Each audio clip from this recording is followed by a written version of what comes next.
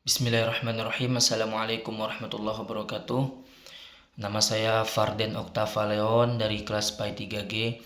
Saya akan mereview tugas saya terkait dengan mata kuliah pengembangan media dan sumber belajar yang diampu oleh Ibu dosen Budian Puspita Eka Putri, MPD. Saya mengambil model Assur multimedia SMP.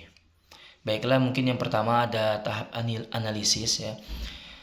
Tentunya tahap analisis ini di sini siswa itu sudah cukup akrab dengan teknologi, khususnya smartphone dan media sosial, sehingga ketika penggunaan multimedia dalam pembelajaran bisa sangat relevan dan menarik perhatian mereka.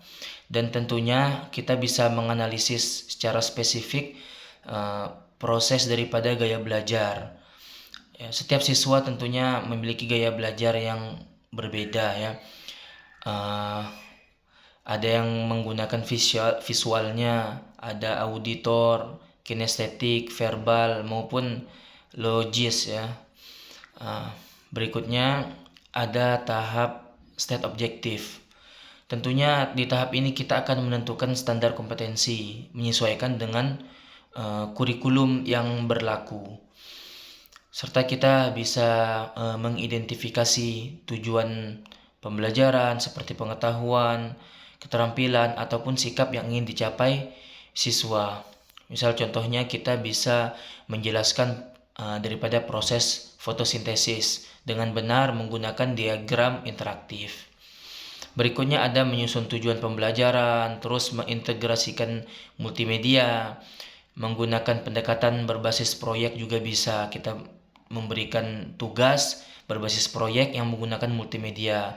Contohnya misalkan siswa kita kasih tugas untuk membuat video pendek menjelaskan bagaimana sih dampak pencemaran lingkungan. Kayak gitu.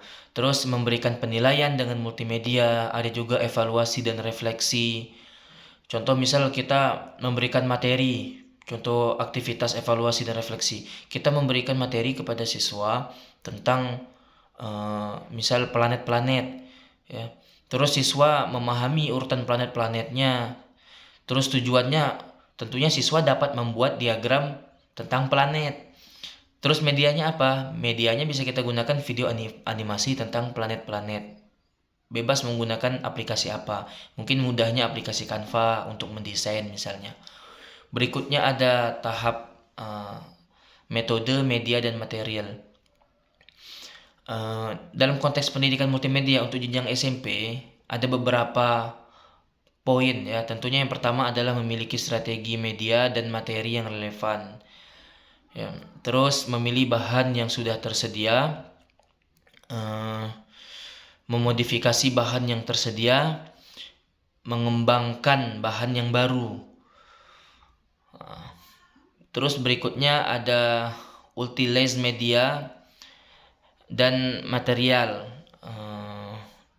Tentunya yang pertama ada pratinjau media atau materi. Tentu tujuannya untuk memastikan media atau materi sesuai atau tidak dengan tujuan pembelajaran dan apakah bisa digunakan secara optimal. Terus berikutnya menyiapkan media dan materi.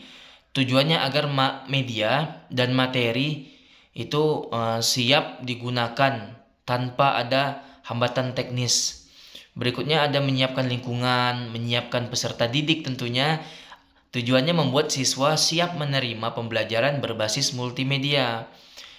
Dan terakhir menyediakan pengalaman belajar. Ya, bisa kita menyediakan pengalaman belajar ini bisa kita langkahnya bisa kita kombinasikan penggunaan multimedia dengan aktivitas seperti diskusi atau kuis interaktif atau simulasi, dan tentunya kita gunakan media ini untuk menjelaskan konsep yang begitu sulit bagi mereka ataupun yang bersifat abstrak. Yang berikutnya ada tahap berikutnya recur learner participation. Ini artinya kita melibatkan peserta didik melalui latihan-latihan atau umpan balik dalam pembelajaran berbasis multimedia di jenjang SMP. Dan tentunya ini adalah strategi yang penting untuk meningkatkan pemahaman siswa. Dan bisa juga sebagai pendorong siswa agar mereka aktif di kelas. Ya, yang caranya gimana? Yang pertama adalah pelibatan peserta didik melalui latihan. Bisa kita gunakan latihan interaktif seperti kuis. Aplikasinya kan banyak kalau kuis. Biasanya kan ada Quizzes misal, atau Kahoot, atau bisa juga kita gunakan Google Forms. Ya, bebas kita gunakan latihannya berbasis apa, baik animasi ataupun permainan edukasi. Berikutnya simulasi digital.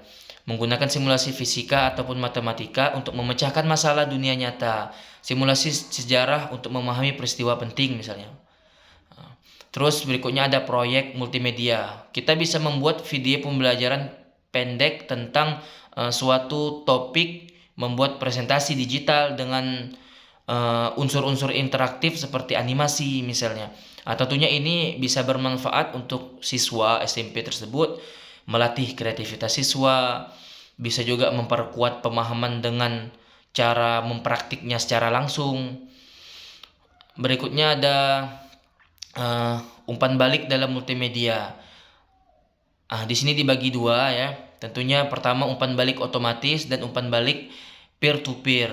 Kita bisa memberikan kuis atau tes online dengan hasil dan penjelasan yang otomatis. Terus kita juga bisa memberikan diskusi kelompok untuk saling mengoreksi tugas atau proyek. Menggunakan forum diskusi online juga bisa, ataupun learning management system juga bisa. Tentunya ini memberikan manfaat sehingga siswa itu bisa mengetahui apa yang mereka kerjakan itu betul atau salah.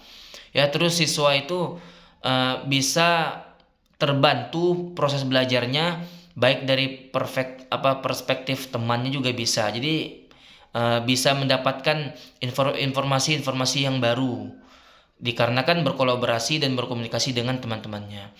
Terus yang terakhir ya, yang terakhir itu adalah evaluasi dan revise ya. Tentunya di sini kita mengevaluasi strateginya, mengevaluasi medianya, dan materi-materinya pada jenjang SMP tersebut. Yang pertama adalah kita menilai pencapaian, ya, menilai pencapaiannya. Terus penilaian keterampilan digital juga iya bisa kita gunakan. Terus mengevaluasi dan merevisi strateginya, media dan materinya. Terus yang terakhir merevisi strategi tadi dan media dan materinya itu bisa kita gunakan refleksi terhadap keterlibatan siswa dalam pembelajaran. Kita menyurveinya dengan cara wawancara dengan siswa baik maupun guru. Terus mengevaluasi media, mengevaluasi materi, merevisi strategi, media dan materi. Ya, strategi itu kan kita bisa mengubah pendekatan jika siswanya kurang aktif terlibat, seperti dari proyek berbasis multimedia. Terus di media juga kita bisa merevisi, kita bisa memperbaharui medianya, atau jika medianya kurang menarik kita bisa membuat medianya menjadi lebih menarik perhatian mereka, sehingga nanti siswanya semakin aktif dan tertarik untuk mengikuti pembelajaran tersebut. Terus materinya kita bisa menyesuaikan materi dengan kebutuhan siswa berdasarkan daripada hasil evaluasi tersebut. Ya, kita bisa menyertakan banyak contoh kontekstual ataupun lokal agar itu relevan bagi para siswa. Baiklah, mungkin ini saja yang bisa saya sampaikan. Lebih kurangnya mohon maaf. Assalamualaikum warahmatullahi wabarakatuh.